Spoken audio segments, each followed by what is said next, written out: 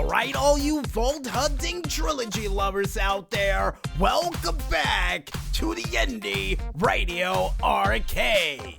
And I know a couple of you out there are wondering for the 3MR why in the world we didn't mention all of the movies that all of the characters were featured in like we usually do. Let's just say that the combined total of all of those actors with all the movies they've been in, it's well over 100 movies we would have had to mention for each one of those individual actors, including Terry Crews also being a part of a show called Biodome, or is it Battle Dome?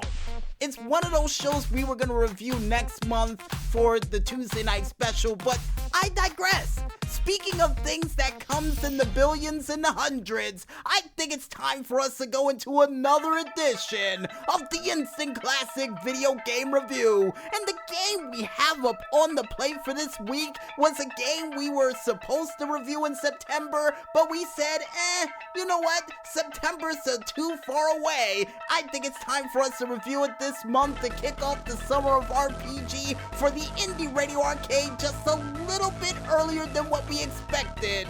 None other than Borderlands 3. And this game, the meat and potatoes is that you insert name here, one of the 4 Vault Hunters who are down on the planet answering the call for the Crimson Raiders for loot and a chance to stop the Calypso twins, go out to try to prevent the Calypsos from opening up the Great Vault and destroying the planet of Pandora once and for all. And granted, ladies and gentlemen, this game does take place 7 years after the events that happened in Borderlands 2. And that's as much as the meat and potatoes we're going to go into as possible to prevent giving away spoilers for this game or the game prior or the game prior to that. Yeah, that's it.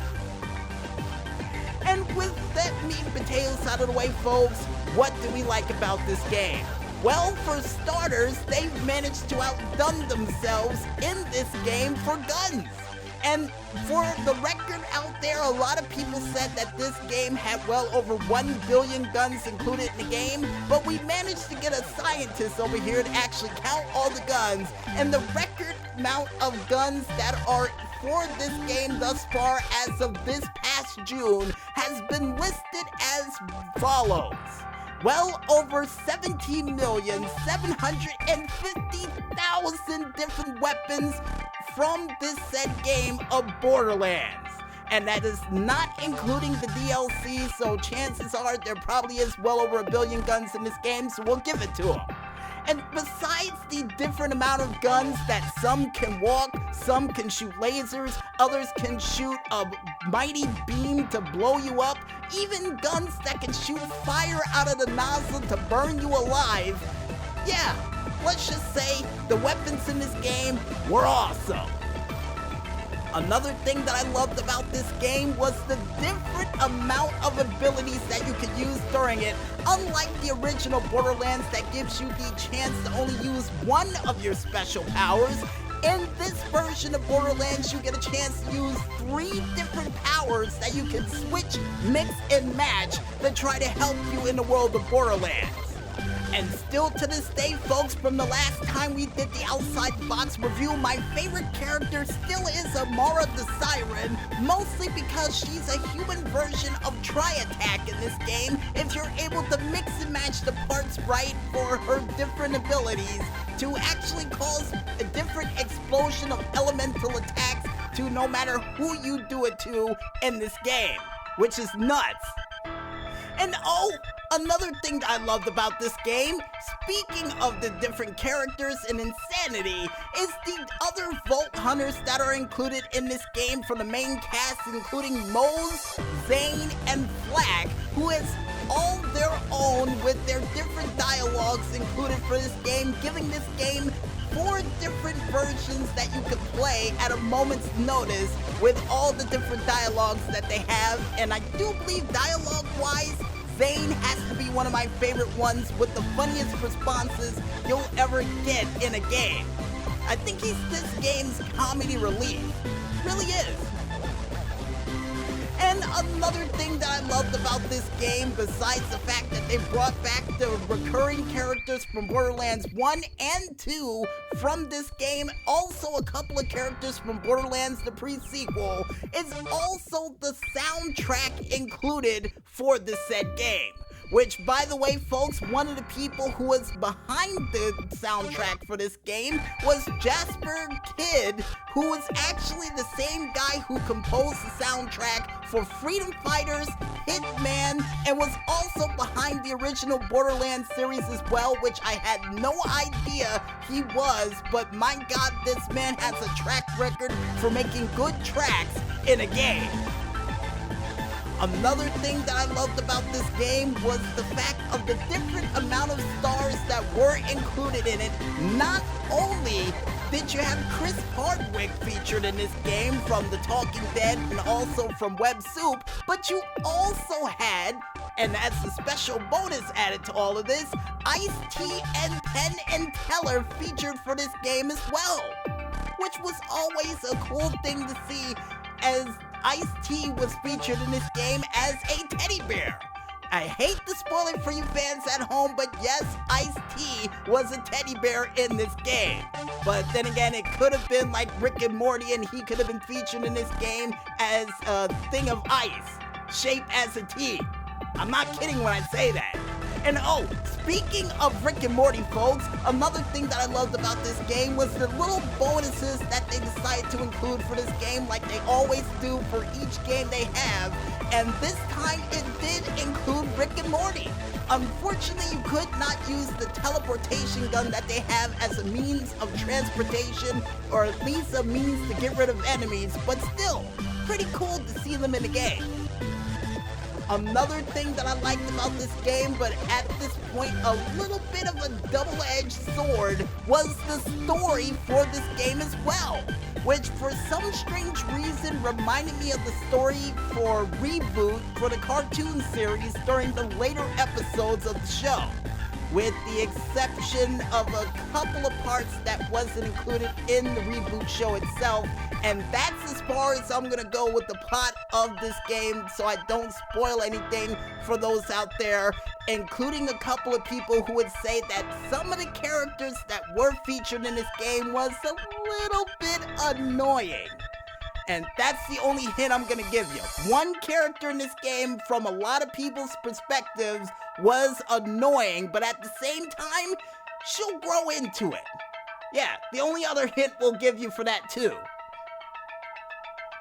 And the last but not least thing that I loved about this game, and the fact that I'm glad that they brought back for it, was not only the Underdomes, or the Circle of Slaughter arenas that they brought back, 4 of them that you can only unlock after you beat the game, and for good reason too, but also the fact that they have seasonal extra things that you can actually be a part of during the game as well. Like, for example, if October rolls around, you get a chance to help out Maurice with some crazy Halloween-like event to try to help him get back the ghost of some sort of different character that I keep forgetting the name of, but it was still a fun quest with a whole bunch of fun dialogue that went along with it. Or even a better example, the fact that you had to go inside the Scarface mansion to take out this guy to help out Maurice with his gambling debts. Man, that's actually a thing you get a chance to do for some bonus items that can actually help you out during the main story, no matter how overpowered my sister thinks it is. And one of the weapons I'm talking about, folks, I do believe is this giant rocket launcher that can actually spread out a blast in 3 different directions and kill people with the splash damage of it, let alone the explosion. But either way, yeah. And oh, one thing that we did notice from the last Borderlands game, they got rid of slag damage and replaced it with radiation. Still very effective, but I do miss slag damage. Mostly because it drops more of those iridium crystals that you could use to buy things, but they have another way you can earn iridium in this game that is just as effective, and I'll let you guys play through the game to figure it out, but it involves you actually going inside different vaults during this game as well, which was another fun thing that we loved about this game. Now, with everything that we liked about this game that we could possibly remember and cover for it, what didn't we like about this game? Well, for starters, the fact that you cannot customize all of those different weapons and mix and match the parts to make one ultimate weapon for this game. I mean, granted, you could put something on there like a keychain, change the color and whatnot, but at the same time, I would have really loved to go into Marcus Munitions and just say, I don't like that giant bayonet at the end. Instead, I would like to replace it with a scope on the top, or maybe add fire rounds or elemental rounds that I could use to try to take out that boss because I really love this gun. Marcus, what could you do for me? And Marcus would just say, oh, well, I have these parts for sale, or something along those lines. But the fact that you can't do that in this third installment of Borderlands, very disappointing. I would have really loved to see that in the game. Another thing that I wasn't a big fan of, but at the same time understand in the later goings of the game, is the fact that the perks that you would get during the game, during the main part, which allows you to level up your guns, weapons, targeting, grenade blast, health, and what have you, can only be unlocked once you unlock the end of the game, or better known as True Vault Hunter mode. Now, I wish it was available in the beginning of the game like it was for the previous Borderlands games, but unfortunately, yeah, you're gonna have to wait until you beat the entire story to get it. And the last but not least thing that I did not like about Borderlands 3 would have to be the different glitches that would happen during boss fights. Now, a prime example for this would be during one of the vault fights that me and my sister got in while we were trying to beat the story mode for this game while she was showing me the ropes. One of the bosses actually froze mid-fight during the fight, and she said, oh wait, that's not supposed to happen, and I just was firing away shots at this creature, killing it with the greatest of ease, but at the same time very disappointed that I wasn't able to get the full boss experience until I did it by myself in True Vault Hunter mode, finding out why in the world that boss was so difficult in the first place. But the first time I fought it, absolutely simple, and I got a feeling you're gonna hear more about that in the future. And with everything that I liked and didn't like about this game, what do I think they could do to improve upon it? Well, besides giving you a chance to customize your weapon from the ground up to try to build the ultimate weapon that you love, that you wanted to keep in your pack or had a gold star by, maybe, just maybe, a chance to fix a couple of the bugs that took place during this game, and alongside with it, a chance for you to actually level up the performance of your weapons as you go along in the game. I mean, granted, I love the challenges that they had in Borderlands 2 and in the pre-sequel, but I would have loved to go back to the original Borderlands mode, for the more you use the weapon, the more power will be behind it. Yeah, I wish they went back to that.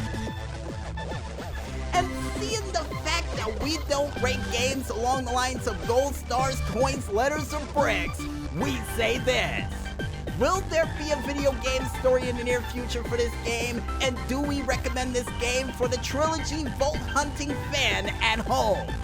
And yeah, with that little glitch that we told you about, yeah, there will be a video game story for this game in the near future involving Penn and Teller, hopefully somewhere around the summer of RPG, and if we can't find a place for it, chances are, before the end of this month, you'll definitely hear that story. And do I recommend this game for you, the Vault Hunting Trilogy fan at home? Well, if you want to play a game that involves you in a family reunion with characters that you've seen for well over a decade now, trying to fight against a new generation of bad guys with a new generation of Vault Hunters that somehow translates into Generation Z and beyond, all while trying to get the same loot you remembered from the first two games, all while still having fun alongside with that friend you've been playing it with for well over 10 years as well, then I recommend you go out there and cop that disc. and definitely enjoyed the soundtrack along the way because it is a work of art. Along with the weapons along with it too.